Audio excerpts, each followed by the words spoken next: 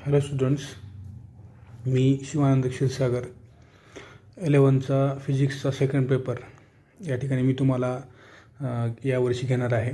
पण second paper start करण्याच्या अगोदर आपल्याला जे फिजिक्ससाठी लागणारे जे काही एलिमेंटरी कॅल्क्युलेशन्स आहेत किंवा जे बेसिक नीड्स आहेत आपल्या फिजिक्स शिकण्यासाठीच्या, त्या अगोदर आपण घेणं त्या ठिकाणी गरजेचं आहे.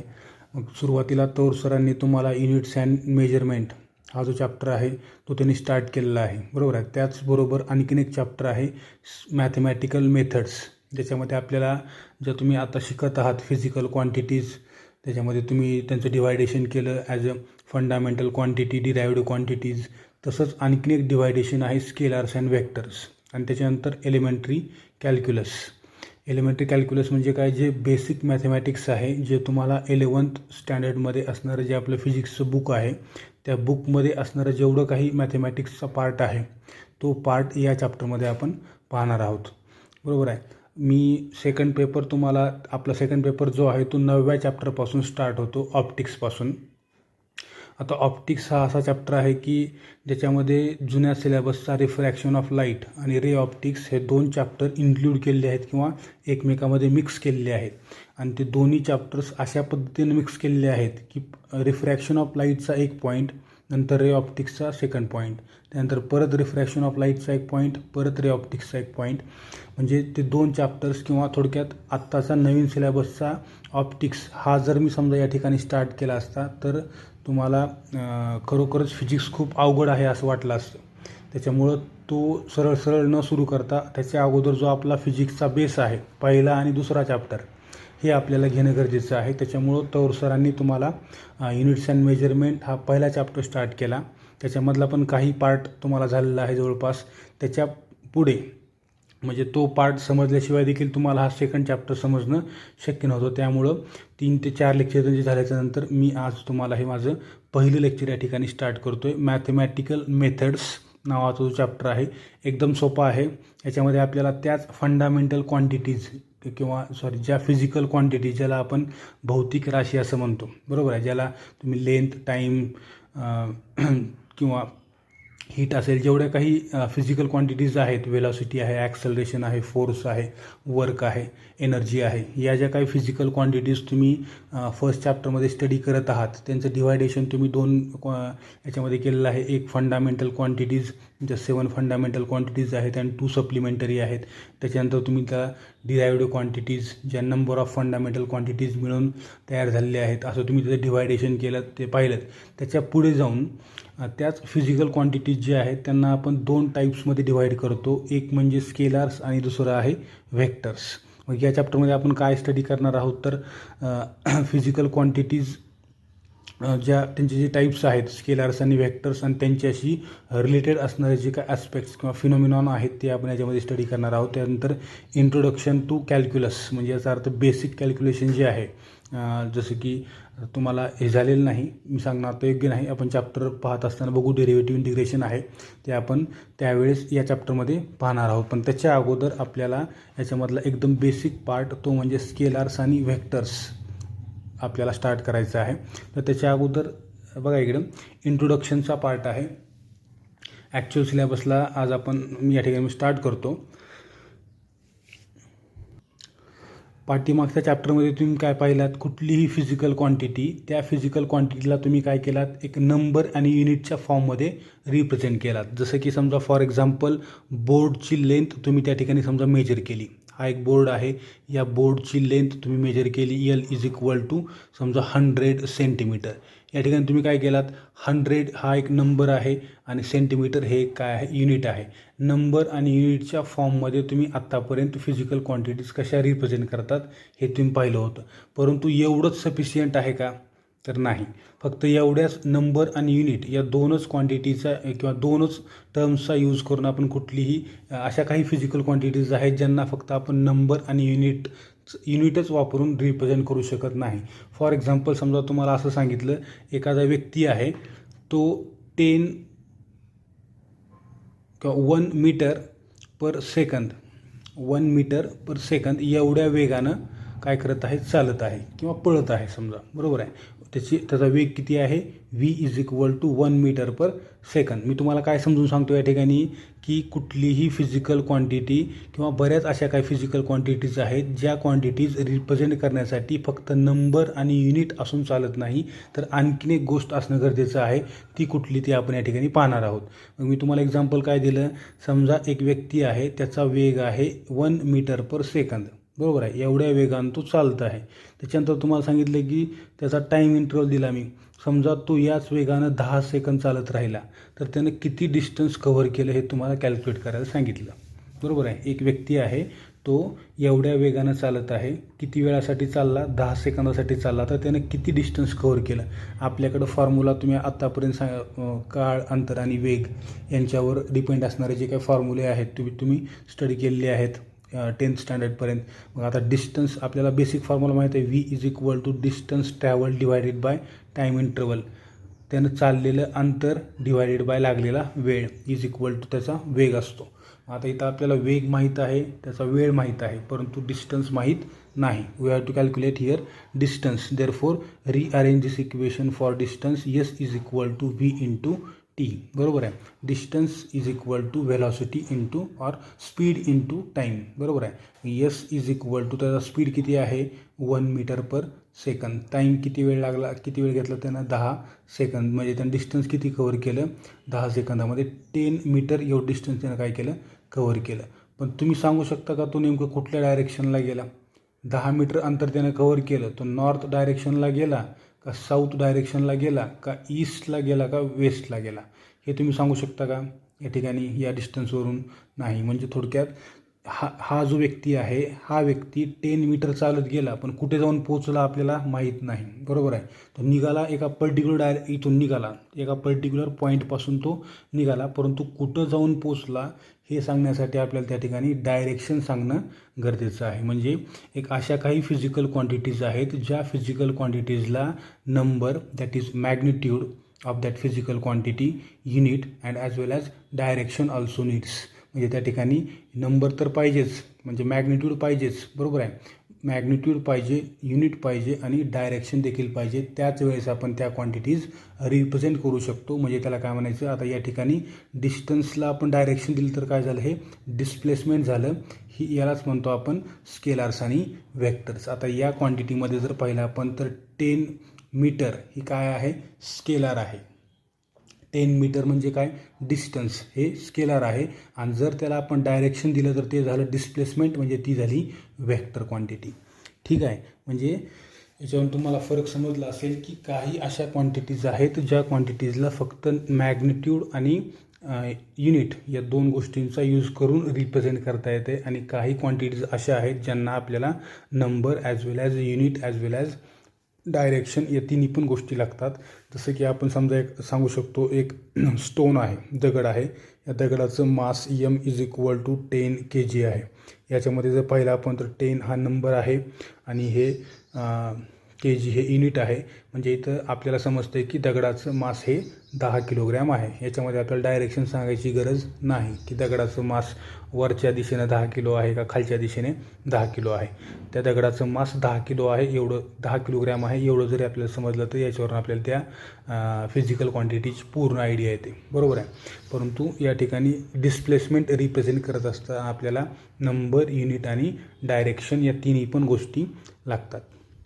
मग आता या चॅप्टरमध्ये आपण काय करणार आहोत तर different aspects of स्केलार्स and vector quantities आपण स्टडी करणार आहोत. तर त्याच्यामध्ये आपल्याला पहिल्यांदा पाहिजे 2.2.1 स्केलार्स आणि नंतर vectors. स्केलार्स or scalar quantities, स्केलार्स or यालाच काय म्हणायचं, स्केलार क्वांटिटीज. आता फिजिकल क्वांटिटीज ज्या होत्या, फिजिकल म्हणजे कुठल्या भौतिक राशी ज्यांना आपण मेजर करू शकतो त्याला म्हणतो आपण फिजिकल क्वांटिटीज, बरोबर आहे. या quantities that can be measured, अशा क्वांटिटीज ज्यांची आपण मेजरमेंट करू शकतो त्याला म्हणतो आपण फिजिकल क्वांटिटी, बरोबर आहे. आता स्केलार क्वांटिटीज म्हणजे काय, फिजिकल क्वांटिटीजला परत दोन याच्यामध्ये डिव्हाइड केलेलं आहे, दोन टाईप्समध्ये. एक आहे स्केलार्स, दुसरं आहे 2.2.2 वेक्टर्स. आपण दोन्ही पण सायमल्टेनियसली पाहणार आहोत. स्केलर म्हणजे काय आणि वेक्टर्स म्हणजे काय. आता स्केलर म्हणजे काय, a physical quantities which can be completely described by their magnitudes and unit only are called scalars. अशा प्रकारच्या क्वांटिटीज ज्या क्वांटिटीजला रिप्रेझेंट करण्यासाठी फक्त मॅग्निट्यूडची गरज आहे. आता तुम्ही म्हणताल मॅग्निट्यूड म्हणजे काय आहे. आपण जनरली काय म्हणतो, एक समजा रोडवरून एखादी कार जात आहे, 100च्या स्पीडनं गेली असं म्हणतो आपण.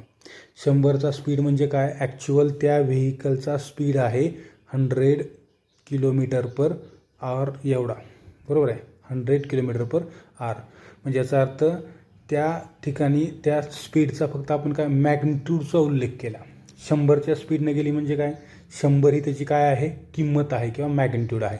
आपण म्हणलं समजा एखाद्या व्यक्तीचं वेट वजन किती आहे, 70 किलोग्रॅम आहे, 70 आहे म्हणतो आपण. 70 म्हणजे काय, 70 त्याची किंमत आहे, बरोबर आहे. त्याच्यावरून आपण थोडक्यात त्या फिजिकल क्वांटिटीनं काय त्याची थोडक्यात त्या वस्तूची आपण स्ट्रेंथ थोडक्यात याच्यावरून आपल्याला समजते. मॅग्निट्यूड म्हणजे काय, त्याची किंमत कळते आपल्याला थोडक्यात, बरोबर आहे. मॅग्निट्यूड म्हणजे काय, मॅग्निट्यूड आता कशी रिप्रेझेंट करतात काय हे आपण थोडं पुढे पाहणार आहोत.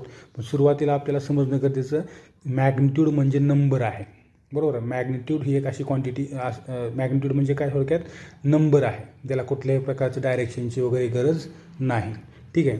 मग मी काय म्हणलं, अशा काही फिजिकल क्वांटिटीज आहेत ज्यांना आपण फक्त मॅग्निट्यूड आणि युनिटचा यूज करून रिप्रेझेंट करू शकतो. जसं मी तुम्हाला सांगितलं या ठिकाणी मास आहे किंवा टाईम आहे. टाईम किती आहे, समजा 1 सेकंद आहे. तर या ठिकाणी असं आपल्याला म्हणायची गरज नाही की टाईम हा पूर्व दिशेला 1 सेकंद आहे किंवा 2:05 झालेत पश्चिम दिशेला, असं काय म्हणायची गरज आहे का आपल्याला, नाही. सरळ सरळ आपल्याला आयडिया येते की टाईम काय झाला आहे, 2:05. आपल्याला त्याच्यावरून त्या फिजिकल क्वांटिटीची कंप्लीट आयडिया येते. टाईम हा 2:05 झाला आहे म्हणजे आपल्याला त्या फिजिकल क्वांटिटीची काय झाली, या ठिकाणी कंप्लीट आयडिया आली. 2:05 याच्यात आपल्याला पूर्ण त्या फिजिकल क्वांटिटीचं नॉलेज आलं. मग याच्यात मी काय केलं, काय रिप्रेझेंट केलं, एक नंबर रिप्रेझेंट केला म्हणजे मॅग्निट्यूड, आणि दुसरं काय केलं आपण या ठिकाणी युनिट रिप्रेझेंट केलं. या 2 टर्मवरून मी त्या फिजिकल क्वांटिटीची पूर्ण आयडिया समोरच्याला देऊ शकतो. त्यालाच काय म्हणतो आपण, स्केलार असं म्हणतो, बरोबर आहे. म्हणजे या ठिकाणी डायरेक्शनची गरज नाही. तुम्ही बोर्डचं एक्झाम्पल घेतलं, या ठिकाणी बोर्डची तुम्ही लेंथ मेजर केली. समजा या बोर्डला मी या 4 कॉर्नर्सला मी नाव दिलं ABCD. तुम्हाला असं म्हणायची गरज आहे का की समजा या बोर्डची लेंथ, ही लेंथ आहे आणि ही ब्रेड्थ आहे. लेंथ हे लांबी आहे, ही रुंदी आहे, ठीक आहे. ही समजा ही लेंथ आली 5 मीटर. किती आली, 5 मीटर. तुम्हाला असं म्हणायची गरज आहे का की बोर्डची लेंथ A पासून B पर्यंत किंवा A कडून B कडे 5 मीटर आहे आणि B कडून A कडे काय 10 मीटर येणार आहे का, नाही. A कडून B कडे 5 मीटर आणि B कडून A कडे पण 5 मीटर. म्हणजे याचा अर्थ A आणि B या 2 पॉईंटमधलं डिस्टन्स हे आपण 5 मीटर आहे सांगू शकतो. म्हणजे बोर्डची लेंथ ही 5 मीटर आहे. किंवा याची समजा लेंथ आहे 3 मीटर, तर आपल्याला म्हणायची गरज नाही B कडून C कडे 3 मीटर आहे. म्हणजे इथं मला डायरेक्शन सांगायची गरज आहे का, नाही. फक्त मी इथं नंबर आणि युनिट याच्यावरूनच मी काय करू शकतो, त्या फिजिकल क्वांटिटीची कंप्लीट आयडिया समोरच्याला देऊ शकतो किंवा मला ती फिजिकल क्वांटिटी पूर्णपणे समजते फक्त नंबर आणि युनिटवरून. तुम्ही वेगवेगळे एक्झाम्पल घ्या असेच कुठलेही. समजा टेम्परेचर घ्या. समजा आपण म्हणलं आपल्या बॉडीचं टेम्परेचर हे 37 डिग्री सेल्सिअस आहे, बरोबर आहे. 37 डिग्री सेल्सिअस टेम्परेचर आहे. मग इथं आपल्याला सांगायची गरज नाही की 37 डिग्री सेल्सिअस टेम्परेचर हे कुठल्या डायरेक्शनला आहे. इथं फक्त मी काय केलं, नंबर एक रिप्रेझेंट केला म्हणजे मॅग्निट्यूड सांगितली आणि युनिट सांगितलं. या 2च गोष्टीवरून मला त्या फिजिकल क्वांटिटीची कंप्लीट आयडिया जर येत असेल तर त्या फिजिकल क्वांटिटीला आपण काय म्हणतो, स्केलार असं म्हणतो. आणि समजलं. आणखीन याचे काही एक्झाम्पल्स तुम्हाला द्यायचे असतील तर तुम्ही देऊ शकता. टेम्परेचर, डेन्सिटी आहे, मास आहे, टाईम आहे, लेंथ आहे, बरोबर आहे. अशा बऱ्याच फिजिकल क्वांटिटीज आहेत ज्या फिजिकल क्वांटिटीज कशा आहेत, स्केलार्स आहेत, ज्यांना डायरेक्शनची गरज नाही. For example work. मी आज एवढं काम केलं वरच्या दिशेला, असं काय म्हणायची गरज आहे का आपल्याला, मी आज एवढं काम केलं, ठीक आहे.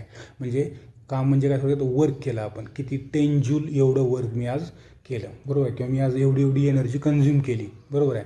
तर त्या ठिकाणी आपल्याला डायरेक्शन सांगण्याची गरज नाही, फक्त आपल्याला नंबर आणि युनिटवरून जर त्याची आयडिया येत असेल तर त्याला काय म्हणतो आपण, स्केलर असं म्हणतो.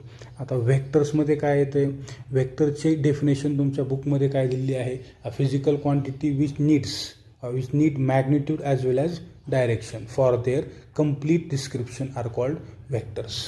काय म्हणलं, परत एक वेळेस सांगतो.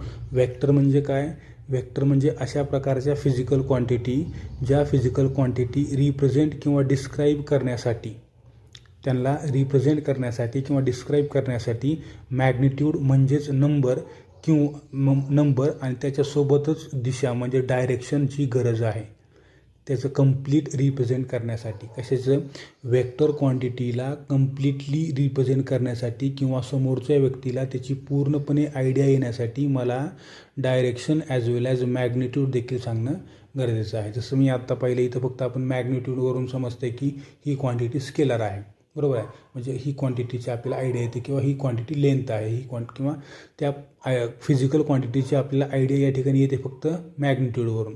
परंतु स्केलरच्या बाबतीमध्ये वेक्टरच्या बाबतीमध्ये आपल्याला एखादी वेक्टर क्वांटिटी रिप्रेझेंट करत असताना आपल्याला मॅग्निट्यूड त्याच्यासोबतच डायरेक्शन देखील सांगणं गरजेचं आहे, तरच त्या क्वांटिटीची आपल्याला पूर्ण आयडिया येईल. अदरवाईज आपल्याला ती फिजिकल क्वांटिटी समजणार नाही.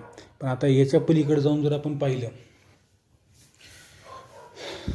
ठीक आहे, त्याच्या अगोदर तुम्हाला व्हेक्टरचं एक्झाम्पल देतो आणि नंतर मग पुढचा पार्ट सांगतो. व्हेक्टरची ही काय कंप्लीट डेफिनेशन नाही. काय सांगितली डेफिनेशन तुम्हाला, physical quantity which need magnitude as well as direction for their complete description are called vector. अशा प्रकारची फिजिकल क्वांटिटी ज्याच्या पूर्ण डिस्क्रिप्शनसाठी किंवा ज्याच्या पूर्ण आयडिया येण्यासाठी किंवा त्या क्वांटिटीला रिप्रेझेंट करण्यासाठी मॅग्निट्यूड आणि डायरेक्शनची गरज आहे, त्याला म्हणतो आपण व्हेक्टर. ठीक आहे. आता बघा, याच्यामध्ये आपण सांगितलं व्हेलॉसिटी. व्हेलॉसिटी ही कसली क्वांटिटी आहे, आता स्पीड याची मॅग्निट्यूड ह्याला म्हणतो आपण मॉड. व्हेलॉसिटीची मॅग्निट्यूड म्हणजे स्पीड असतो, व्हेलॉसिटीची मॅग्निट्यूड म्हणजे स्पीड असतो. व्हेलॉसिटी रिप्रेझेंट करत असताना या ठिकाणी डायरेक्शनची पण गरज आहे आणि मॅग्निट्यूडची पण गरज आहे. समजा मी व्हेलॉसिटी सांगत आहे तर तुम्हाला सांगावं लागेल vector V is equal to, हे असंच राहू द्या, vector V is equal to 50 km/h. याचा अर्थ असा होतो की एखादी व्हेकल, फॉर एक्झाम्पल हे वेक्टर व्ही, याचा अर्थ डायरेक्शन समजा कुठं आहे, ए टू बी या डायरेक्शनला आहे. ए टू बी, ए पासून बीकडे जात आहे 50 km/h एवढ्या स्पीडने. म्हणजे तुम्हाला इथं डायरेक्शन सांगावं लागलं, मॅग्निट्यूड सांगावं लागली, त्यावेळेस तुम्ही व्हेलॉसिटी रिप्रेझेंट करू शकला. किंवा तुम्ही समजा डिस्प्लेसमेंट सांगत आहात, एखादा ऑब्जेक्ट 5 मीटर चालत गेला, पण कुठं गेला, हा समजा तुमचा नॉर्थ पोल आहे, हा साऊथ पोल, ईस्ट आणि वेस्ट, बरोबर आहे. हे 4 डायरेक्शन्स आहेत. तो ऑब्जेक्ट समजा ओ या पॉईंटला आहे इथं, तर मी म्हणलं या ठिकाणाहून तो 5 मीटर चालत गेला, पण कुठे गेला, तर मी सांगितलं ईस्टला गेला, या डायरेक्शनला. म्हणजे याचा अर्थ इथं आपण काय केलं, त्याची मॅग्निट्यूड पण सांगितली आणि डायरेक्शन पण सांगावं लागलं. म्हणजे त्यावेळेस आपल्याला डिस्प्लेसमेंट या क्वांटिटीचं काय झालं, थोडक्यात आपल्याला नॉलेज येऊ शकलं. म्हणजे डिस्प्लेसमेंट रिप्रेझेंट करत असताना आपल्याला त्या ठिकाणी मॅग्निट्यूड आणि डायरेक्शन या दोन्ही पण गोष्टी सांगणं गरजेचं आहे. फक्त आपण मॅग्निट्यूडवरून वेक्टर क्वांटिटी रिप्रेझेंट करू शकत नाही. आता त्याच्यानंतर पुढे जाऊन समजा आपण एक सर्किट घेतलं, तुम्ही हे 10th स्टँडर्डपर्यंत स्टडी केलं असेल. समजा एक ओहमिक सर्किट आहे, ज्याच्यामध्ये बेसिक एक रिओस्टॅट म्हणजे रोधक आहे, रेजिस्टन्स आहे, त्याला आपण आर असं नाव दिलं, आणि खालच्या बाजूला एक बॅटरी जोडलेली आहे, बरोबर आहे. या बॅटरीला इथं हा पॉझिटिव्ह टर्मिनल, हा निगेटिव्ह टर्मिनल. आपल्याला माहीत आहे बॅटरी कनेक्ट केल्याच्या नंतर समजा इथं की जोडलेली आहे, की आपण समजा इथं टॅप ऑन केली तर काय होईल, करंट कसा फ्लो होतो, outside the battery from positive to negative असा फ्लो होतो, बरोबर आहे. या डायरेक्शननं इलेक्ट्रिक करंट काय होतो, फ्लो होतो. मग आता इथं जर पाहिलं आपण, समजा मी म्हणलं या सर्किटमध्ये इलेक्ट्रिक करंट हा 5 अँपियर एवढा फ्लो झाला, बरोबर आहे. आता या ठिकाणी जर पाहिलं करंट ही क्वांटिटी कसली आहे, तर करंटला मॅग्निट्यूड आहे, बरोबर आहे. करंटला मॅग्निट्यूड आहे आणि करंटचे डायरेक्शन पण दाखवले, पण इथं डायरेक्शन इकडं या डायरेक्शनला आहे अपवर्ड, इथं कसं आहे डाऊनवर्ड. मग हे दोन्ही एकमेकाला कॅन्सल करतील तसं पाहायला गेलं तर, पण असं होत नाही, कारण हे डायरेक्शन जे आहे ते इलेक्ट्रिक करंटचं नसून कशाचं आहे, फ्लो ऑफ प्रोटॉन्सचा आहे. प्रोटॉन ज्या डायरेक्शनला फ्लो होतात ते डायरेक्शन आपण या ठिकाणी दाखवलेलं आहे. म्हणजे हे या क्वांटिटीला डायरेक्शन पण आहे, मॅग्निट्यूड पण आहे, तरी पण आपण करंटला व्हेक्टर क्वांटिटी म्हणत नाहीत. त्याचं रिझन असं आहे कारण व्हेक्टर्स किंवा व्हेक्टर क्वांटिटीची डेफिनेशन सांगत असताना आपल्याला असं सांगावं लागेल, physical quantities which have magnitude as well as direction and obeys the rules of vector addition and obey म्हणजे follow the rules for vector addition are called vector quantities. अशा प्रकारच्या फिजिकल क्वांटिटीज ज्यांना रिप्रेझेंट करण्यासाठी मॅग्निट्यूडची गरज आहे, डायरेक्शनची गरज आहे आणि त्याचबरोबर त्या फिजिकल क्वांटिटीजनी व्हेक्टर ॲडिशनचे रूल फॉलो केले पाहिजेत, तरच त्या क्वांटिटीला आपण व्हेक्टर क्वांटिटी असं म्हणू शकतो. आता व्हेक्टर ॲडिशनचे रूल काय आहेत ते आपण टाईप्स ऑफ व्हेक्टर पाहिल्याच्या नंतर आपण व्हेक्टर ॲडिशनचे रूल्स पाहणार आहोत. ठीक आहे. व्हेक्टर ॲडिशन म्हणजे दोन व्हेक्टरचं ॲडिशन कसं करतात, सबस्ट्रॅक्शन कसं करतात, मल्टिप्लिकेशन कसं करतात, हे आपल्याला पाहत असताना ते रूल्स पाहायचं आहे. आता याच्यामध्ये महत्त्वाची गोष्ट म्हणजे काय, समजा मी इथं सांगितलं व्हेक्टर रिप्रेझेंटेशन कसं आहे. एखादा ऑब्जेक्ट ए पासून बीला गेला तर त्या ठिकाणी आपण ए व्हेक्टर बी अशा पद्धतीने दाखवतो. सांगितलं मी, समजा ए पासून बीला गेला, बरोबर आहे. तर याला रिप्रेझेंट कसं करतात, तर व्हेक्टर ए बी असं रिप्रेझेंट करतात. कशा पद्धतीने, व्हेक्टर ए बी याचं रिप्रेझेंटेशन असं आहे. किंवा सिंगल कॅपिटल लेटरमध्ये देखील आपण याला रिप्रेझेंट करू शकतो, जसं की vector x, vector A, vector P अशा पद्धतीने देखील आपण ही डिस्प्लेसमेंट काय करू शकतो, या ठिकाणी दाखवू शकतो. ठीक आहे. हे झालं तुमचं व्हेक्टर रिप्रेझेंटेशन. याच्यामध्ये व्हेक्टरमध्ये हा जो स्टार्टिंग पॉईंट असतो याला म्हणतो आपण टेल, याला काय म्हणतो आपण टेल, आणि याला काय म्हणतो आपण इथल्या पॉईंटला ह्या ॲरोला हेड असं म्हणतो. हे टेल आहे आणि इकडलं हेड आहे. ठीक आहे. ही झाली तुमची complete information about scalars and vectors. आता याच्यानंतर आपण नेक्स्ट व्हिडिओमध्ये पाहणार आहोत types of different types of vectors. व्हेक्टरचे एक 4-5 टाईप्स आहेत, कसल्या प्रकारचे व्हेक्टर्स असतात ते आपण नेक्स्ट व्हिडिओमध्ये पाहणार आहोत. याच्यात जर कुणाला काय अडचण असेल, शंका असेल तर डायरेक्ट मला या नंबरवरती कॉल करा किंवा ग्रुपवरती मेसेज टाका. ठीक आहे. या ठिकाणी थांबू आपण. थँक्यू.